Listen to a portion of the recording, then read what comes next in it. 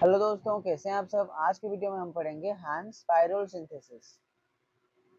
तो इस रिएक्शन में क्या होता है कि एक 1,3 डाइकीटोन या फिर एक बीटा कीटो एस्टर अटैक करता है अल्फा हैलोकीटोन पे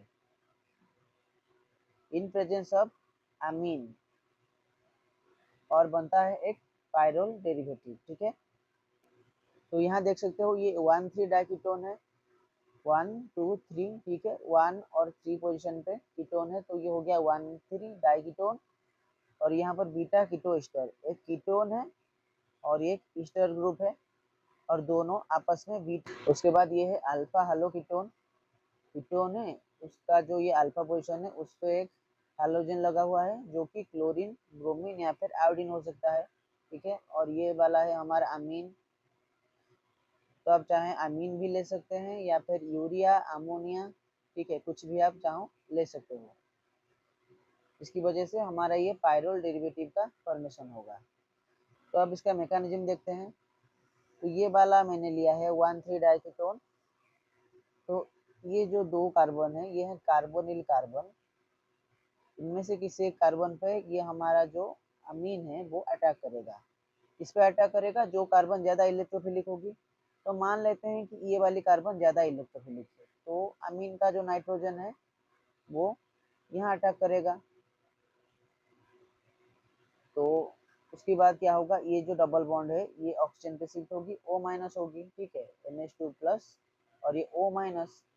उसके बाद प्रोटॉन ट्रांसफर होगा। ये जो दो प्रोटॉन है नाइट्रोजन पे वो इस ऑक्सीजन पे आ जाएंगे, तो ये OH2+ और ये N-।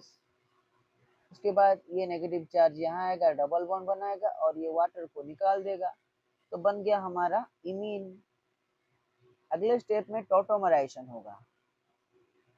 इमीन का टोटोमराइजेशन होके बनेगा एनामीन। ठीक है, तो ये वाला है हमारा एनामीन। तो एनामीन में ये जो नाइट्रोजन है उसके ऊपर है लोन पेयर, तो ये यहाँ आएंगे। तो ये जो डबल बॉन्ड है वो क्या करेगा, अटैक करेगा इस अल्फा हेलो कीटोन पे। तो आपको ये ध्यान रखना है कि नाइट्रोजन के थ्रू अटैक नहीं करेगा बल्कि कार्बन के थ्रू ये अटैक करेगा हमारे अल्फा हेलो कीटोन पे। और क्या होगा, ये जो अल्फा पोजीशन पे ये जो हेलोजन है ये निकल जाएगा HX के रूप में। ठीक है, उसके बाद ये जो हाइड्रोजन है एसिडिक हाइड्रोजन है, क्योंकि ये वाली जो है ये इलेक्ट्रॉन विड्रॉइंग ग्रुप है, तो ये वाली हाइड्रोजन हो गई एसिडिक। तो ये हाइड्रोजन जो है वो निकलेगी, तो ये बॉन्ड यहाँ शिफ्ट होगा और ये बॉन्ड इस नाइट्रोजन पे शिफ्ट होगा। तो यहाँ पर देखो डबल बॉन्ड की फॉर्मेशन होगी। अब होगी साइक्लाइजेशन। ये कार्बोनिल है और ये नाइट्रोजन है। नाइट्रोजन पे है लोन पेयर, ये अटैक करेंगे इस कार्बोनिल कार्बन पे, ये बॉन्ड यहाँ ऑक्सीजन पे शिफ्ट होगा, तो O-। तो O-NH+ है, तो अब होगा प्रोटॉन ट्रांसफर। O- जो है NH से हाइड्रोजन लेगा तो OH बन जाएगा। अब ये जो H है और ये OH ये वाटर बन के निकल जाएंगे और यहाँ पर एक डबल बॉन्ड आ जाएगा। तो ये सिस्टम अब एरोमेटिक बन गया और ये है एक पायरल डेरिवेटिव। ठीक है, तो अब इस कॉम्प्लिकेटेड मैकेनिज्म को हम शॉर्ट में समझने की कोशिश करते हैं। तो हमने ये 1,3 डाइकीटोन लिया है। अब चाहो तो R2 की जगह पर OR2 लगा सकते हैं, तो ये बीटा कीटो एस्टर बन जाएगा। ठीक है, तो मान लो कि ये वाला कार्बन सबसे ज़्यादा इलेक्ट्रोफिलिक है।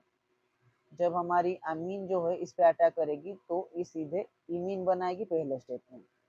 यहाँ पर लिखा गया है amine attacks on carbonyl of beta keto ester और 1,3 डाइकार्बोनिल टू फॉर्म इमीन। ठीक है, दूसरे स्टेप में इमीन एनामीन बनेगा टोटोमराइजेशन के प्रोसेस में। ये देखो ये इमीन है, ये अब एनामीन बन गया दूसरे स्टेप में, ये होगा टोटोमराइजेशन। तीसरे स्टेप में attack on alpha haloketone to remove halogen भाया कार्बन नॉट नाइट्रोजन। देखो ये जो नाइट्रोजन है एनामीन का उसके ऊपर है लोन पेयर, और ये जो कार्बन है इस कार्बन के पास है डबल बॉन्ड, तो ये डबल बॉन्ड भी अटैक कर सकता है और ये लोन पेयर भी अटैक कर सकता है। पर जबकि नाइट्रोजन ज़्यादा इलेक्ट्रोनेगेटिव है तो वो अपने लोन पेयर्स को आसानी से जाने नहीं देगा। तो ये जो डबल बॉन्ड है कार्बन पे, ये ही अटैक करेगा हमारे अल्फा हालो कीटोन पे और इस हालोजन को निकाल देगा। तो ये वाली स्पीसीज हमारी बन जाएगी। उसके बाद चौथा स्टेप है attack of nitrogen on carbonyl to form 5 member ring, यानी चौथे स्टेप में हमारा साइक्लाइजेशन होगा। ये NH जो है ये कार्बोनिल पे अटैक करेगी और एक साइक्लिक रिंग की फॉर्मेशन करेगी।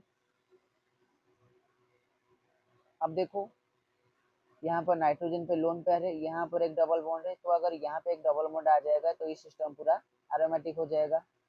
तो पांचवें स्टेप में होगा एरोमेटाइजेशन, यानी ये H और ये OH वाटर बन के निकल जाएंगे और यहाँ पर एक डबल बॉन्ड आ जाएगा, सिस्टम हो जाएगा एरोमेटिक। ठीक है,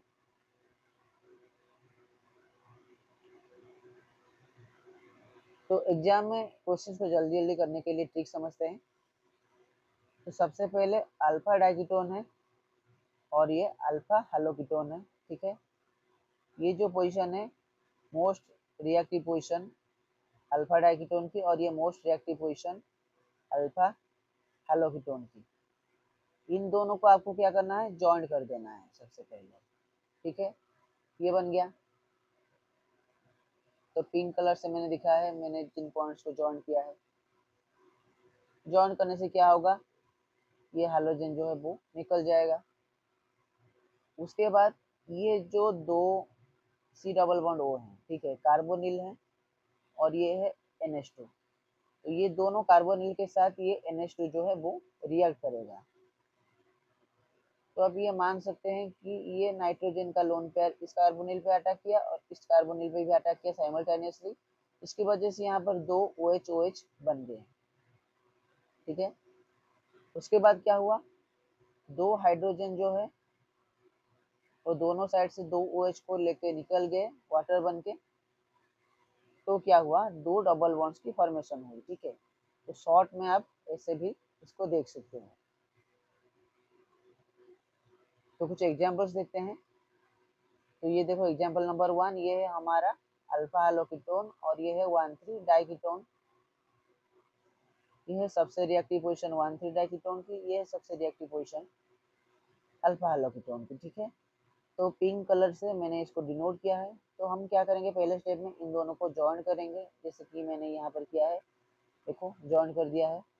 उसके बाद हम लाएंगे नाइट्रोजन का सोर्स, जो कि यहाँ पर यूरिया है। तो यूरिया में देखो NH2 ग्रुप प्रेजेंट है, तो ये नाइट्रोजन साइमल्टेनियसली इन दोनों कार्बन पे अटैक करेगा और यहाँ पे अटैच हो जाएगा, तो दोनों साइड पे OH लग जाएंगे। उसके बाद एरोमेटिसिटी रिगेन के लिए ये HOH दोनों साइड से निकल जाएंगे और दोनों साइड पे आ जाएगा डबल बॉन्ड। तो ये हो गया हमारा फाइनल प्रोडक्ट।